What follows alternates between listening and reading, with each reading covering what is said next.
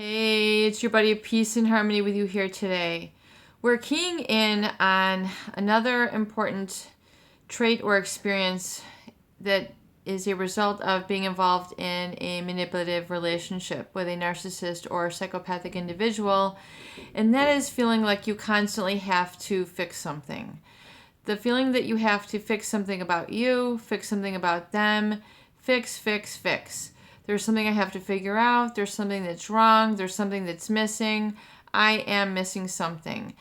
This person is missing something. There's something that we're not getting here.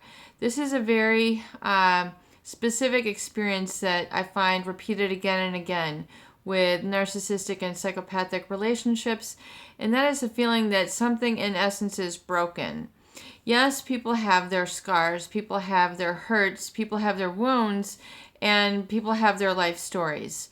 Yet when you're in love with a narcissist or a psychopathic individual, or you're married to a narcissist, there tends to be a chronicle of problems.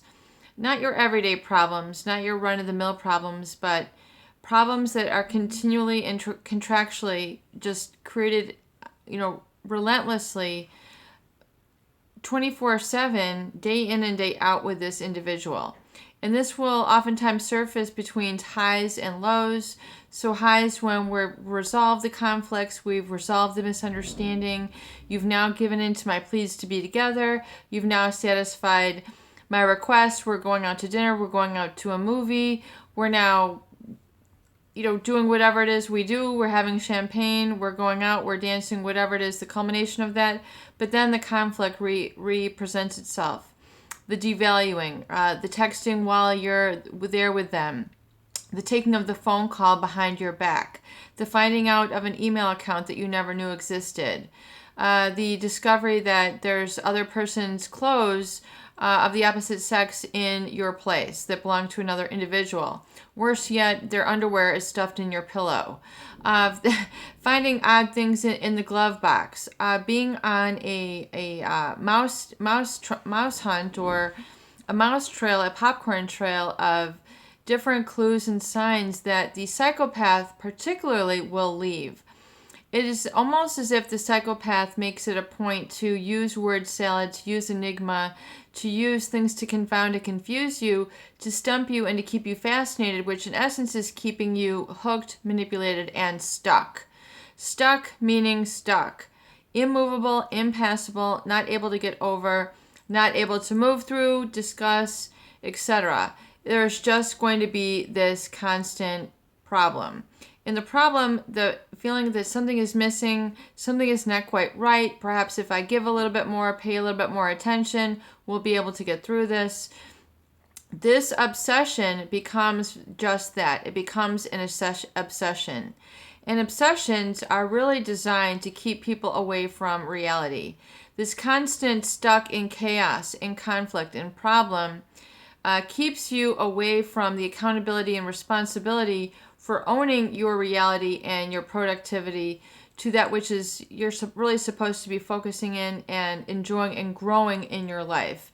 It is the confounding, it is the cognitive dissonance of feeling that the chaos, the confusion, the problem, the fighting, the rage, the hypersexuality, the constant striving to better please this other person is what is created as like the uphill climb to this person, but you're really going up the down staircase. You're really sinking further and further into being manipulated and being the target of which results in only obsession. And obsessions are when you repeat the same thing over and over again, expecting to get a different result. And, usually if you can catch it early in the beginning, you'll see, okay, that's just, being obsessive. I'm getting caught in a trap.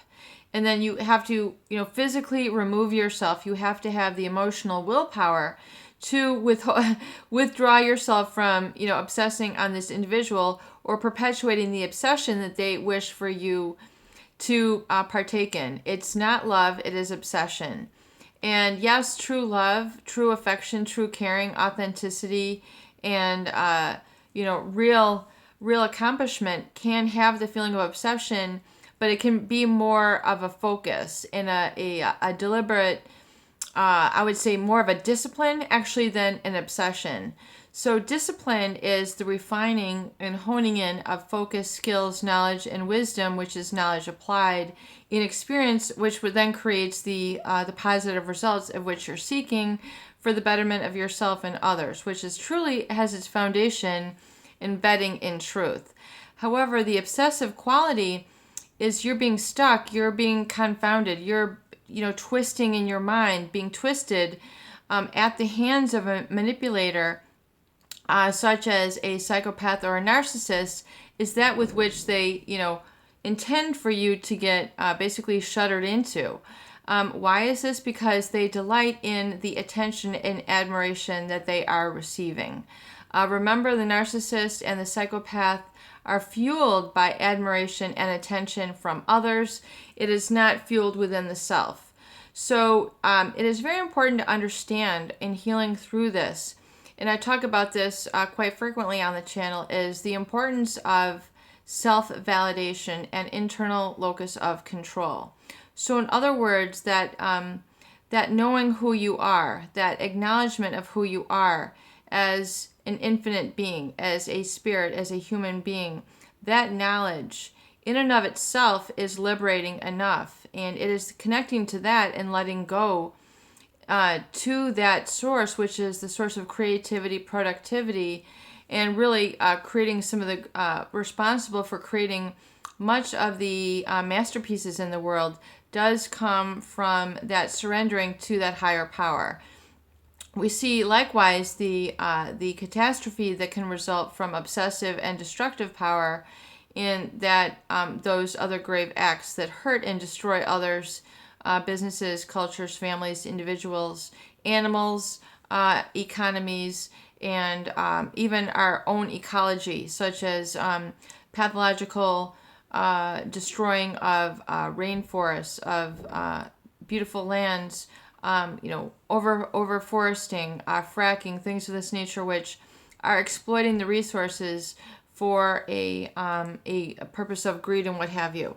So, if the love is becoming obsessive to the point where it's rolling over and over in your mind, and you're not gaining clarity, you're not getting the results, you're not working things out, you find that you're stuck in this obsession, which is doing the same thing over and over, like in a rut.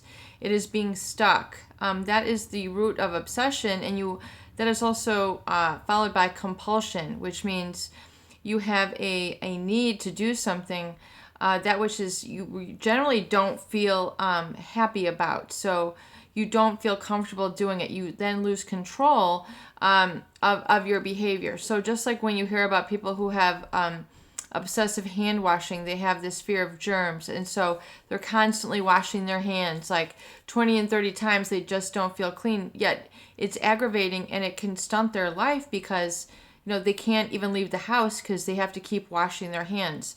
That is a compulsion, and that is very uncomfortable.